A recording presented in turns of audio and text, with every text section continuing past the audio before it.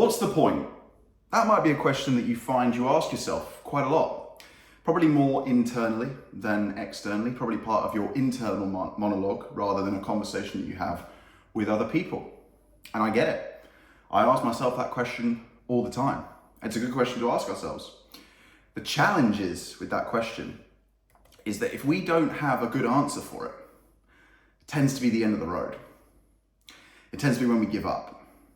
Because it tends to be that when we ask ourselves that question, it's after we've done something that we didn't really want to do, or something that's really hard, or maybe we're in the middle of doing something. And if you don't have a good answer for that question, then you have missed a very crucial step.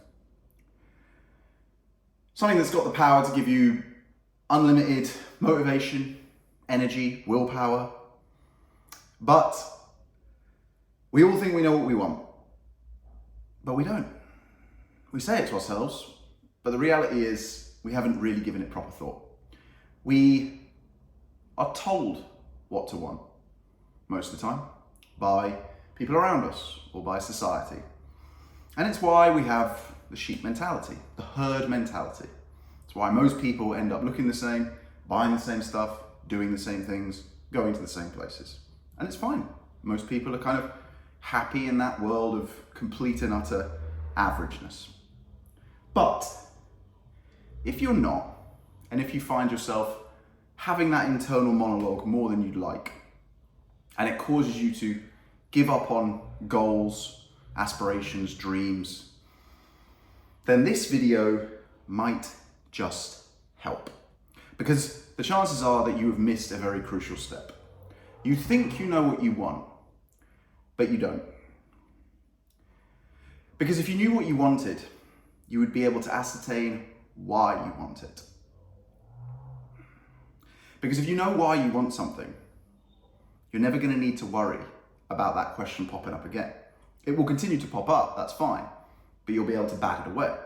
You'll have the mental fortitude, and more importantly, you'll have the reason and the logic as to the answer. You'll be able to answer yourself that question, and then it goes away. If you cannot answer that question, it's like planting a seed and not expecting it to grow. It will grow big, it will grow fast, it will grow scary, and then it will explode and you will give up. And what tends to happen is when people give up on anything, they then rebel against it. Because it hasn't worked for them, they believe that it was the wrong thing. It's never them, it's always the other thing. It's the thing that they're trying to do, and they're able to validate it as to why they shouldn't be doing it, and then that's where they externalize. And they'll say to other people, oh yeah, but actually I didn't really want that anyway because I couldn't do this if I did that, and it means I wouldn't be balanced, and I wouldn't be happy. And actually, I thought about it, and it's all bullshit. We're validating it to ourselves to make ourselves feel better. And most people will not tell you what they're thinking. It's human nature. As much as we want them to, even if we say, please be honest, they won't. That's not to say your friends, your family are conspiring against you. It's just human nature. It's very rare to find someone who will tell you the wholehearted, complete and honest truth. And then most of the time, when those people do tell you the truth, you find out that actually you didn't really want to hear it. So the first step, if you're struggling to answer that question, is to take a step back and think about the real reason that you want the thing that you are trying to get. The real reason that you are doing the actions, the habits, the behaviors, that you've gone down this path, that you're doing the hard thing. The thing that you don't really want to do, but you know you need to do it if you want to get the thing that you want to get. Ask yourself what you actually want. That's the first port of call. We've talked about this in other videos. Once you've got super clear on that, the next question is that you need to answer is why you want to do it. But not just the surface level answer. Quite often in this sort of space that I work in the sort of fitness and health and nutrition world, I will hear things like, I want to get rid of my belly fat, or I want to get in better shape for a holiday that's coming up, or things like that. They're relatively surface level things that they provide a sort of short-term burst, but ultimately what we're trying to do, and what any good coach will help you to do, is not just get you to a goal, but then beyond the work with them, beyond whatever program they are sort of giving you, the ability to sustain that for a lifetime. Because hopefully what you really want is to work towards a new lifestyle, a better, healthier lifestyle. And that's very, personal to you. We all have different interpretations of what that looks like. For some people, it's the ability to work less so that they can spend more time with their family. For other people, it's the ability to work more. There is no right answer when it comes to that. But we're all aspiring to that. And I think that's really what most of us want. So once you've got crystal clear on what you want, you need to get crystal clear on why you want it. Because not only will this help for you to understand how to get there, it will actually make the journey itself a heck of a lot easier. Because when we start something, it's new, it's fresh, and for whatever reason, we're motivated to do it. But unless you've done it before, if it's the first time you've done something, you don't know what the road ahead looks like. You don't know where it's going to turn, where it's going to weave. You don't know if there's going to be broken bridges along the way, or snakes popping out of the ground, or, axe murderers coming to get you. You don't know what pitfalls are going to be in front of you, what challenges are going to be in front of you, because you've never walked that road before. And I think we've done a video about this with the Rocky cutscene. We picture it as being this triumphant journey that's probably going to take like a couple of weeks, right?